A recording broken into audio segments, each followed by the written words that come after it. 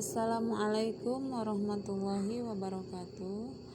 Nama saya Siti Aminah Lubis, NIM 2124066. Baiklah, saya akan menjelaskan PPT saya yang berjudul Analisa dan Pengaruh Penggunaan Hutang. Resiko bisnis dan resiko finansial. Dalam mempelajari teknik penggunaan modal, kita mendefinisikan risiko sebagai variabilitas dari keuntungan atau pendapatan yang diharapkan terjadi, karena perhatian kita saat ini difokuskan pada keputusan pendanaan investasi. Variasi arus pendapatan yang disebabkan oleh, yang pertama, keterbukaan perusahaan terhadap risiko bisnis. Yang kedua, keputusan perusahaan yang menimbulkan finansial. Risiko bisnis. Risiko bisnis adalah ketidakpastian pada perkiraan pendapatan operasi perusahaan di masa mendatang. Risiko bisnis mewakili tingkat risiko dari operasi-operasi perusahaan yang tidak menggunakan hutang. Risiko bisnis dipengaruhi oleh faktor-faktor. Yang pertama, variabilitas permintaan. Semakin pasti permintaan untuk produk perusahaan, ceteris paribus, semakin rendah risiko bisnis. Yang kedua, variabilitas harga. Semakin mudah harga berubah, semakin besar risiko bisnis. Yang ketiga, variabilitas biaya input. Semakin tidak menentukan biaya input, semakin besar risiko bisnis. Yang keempat, kemampuan menyesuaikan harga jika ada perubahan biaya. Semakin besar kemampuan ini, maka semakin kecil risiko bisnis. Yang kelima, tingkat penggunaan biaya tetap atau operating leverage. Semakin tinggi operating leverage, semakin besar risiko bisnis. Pada umumnya, semakin besar biaya tetap, biaya variabel cenderung mengecil. Misal, investasi pada mesin mahal akan mengurangi jam kerja karyawan. Risiko finansial. Adapun risiko finansial adalah risiko tambahan pada perusahaan akibat keputusan menggunakan hutang atau risiko yang ditimbulkan dari penggunaan hutang atau financial leverage. Risiko bisnis dan finansial dari perspektif beta. Robert Hamada menggabungkan teori CAPM dengan model MM dikurangi dengan pajak untuk mendapatkan suatu model biaya modal untuk perusahaan yang menggunakan hutang. Jadi, berdasarkan asumsi-asumsi MM dan CAPM, beta untuk leverage firm adalah sama dengan untuk unlevered firm yang telah disesuaikan dengan suatu faktor yang tergantung pada pajak perusahaan, jumlah hutang perusahaan. Semakin besar tingkat pajak, semakin kecil faktor penyesuaian tersebut. Sebaliknya, semakin besar hutang, semakin besar faktor penyesuai. Dalam konteks suatu risiko pasar, risiko bisnis suatu perusahaan diukur dengan unlevered beta (BU). Risiko total perusahaan diukur dengan leverage beta atau BL. Dan risiko finansial diukur dengan perbedaan BU dan BL.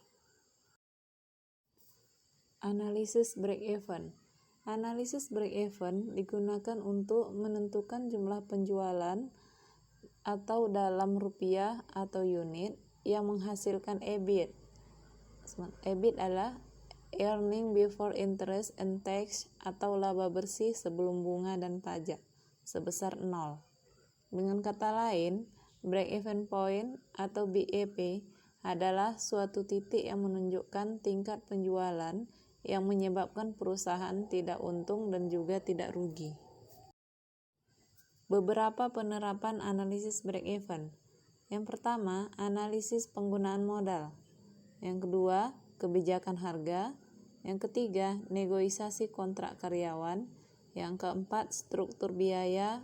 Yang kelima adalah keputusan pendanaan. Operating leverage. Operating leverage adalah kepekaan EBIT terhadap perubahan penjualan perusahaan. Operating leverage timbul karena perusahaan menggunakan biaya operasi tetap. Financial leverage. Suatu perusahaan dikatakan menggunakan financial leverage jika ia membelanjai sebagian dari aktivanya dengan sekuritas yang membayar bunga yang tetap. Misalnya hutang pada bank, menerbitkan obligasi atau saham preferen. Kedua, degree of financial leverage atau DFL mengukur kepekaan EPS terhadap perusahaan EBIT perusahaan. Yang ketiga, semakin besar DFL, semakin besar pula fluktuasi EPS akibat perusahaan pada EBIT. Perusahaan besar kecilnya DFL tergantung pada besar kecilnya hutang yang digunakan perusahaan. Semakin besar hutang yang digunakan, semakin besar pula DFL, sehingga semakin besar risiko finansial perusahaan. Kombinasi operating dan financial leverage. DOL mengukur kepekaan EBIT terhadap perubahan penjualan. DFL mengukur kepekaan EPS terhadap perubahan EBIT. Jika DOL dikalikan DFL, kita akan mendapatkan degree of combined leverage atau DCL yang menunjukkan kepekaan EPS terhadap perubahan penjualan. Dari hasil analisis yang telah dilakukan, maka dapat ditarik kesimpulan sebagai berikut. Ada pengaruh yang signifikan antara profitabilitas terhadap struktur modal.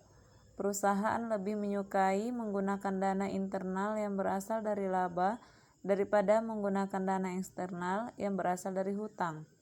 Tidak ada pengaruh antara ukuran perusahaan dengan struktur modal. Laba perusahaan kecil ataupun besar, apabila belum cukup untuk memenuhi kebutuhan pendanaan operasionalnya, maka perusahaan tersebut dipastikan akan menggunakan pendanaan eksternal yang dapat berupa hutang dan semacamnya. Terdapat pengaruh yang signifikan antara financial distress dengan struktur modal. Semakin tinggi penggunaan hutang sebuah perusahaan dengan beban tetap dan biaya bunga yang semakin besar, serta hasil dari operasi perusahaan yang tidak cukup untuk memenuhinya, maka kemungkinan perusahaan mengalami kesulitan keuangan semakin tinggi dan mengalami kebangkrutan.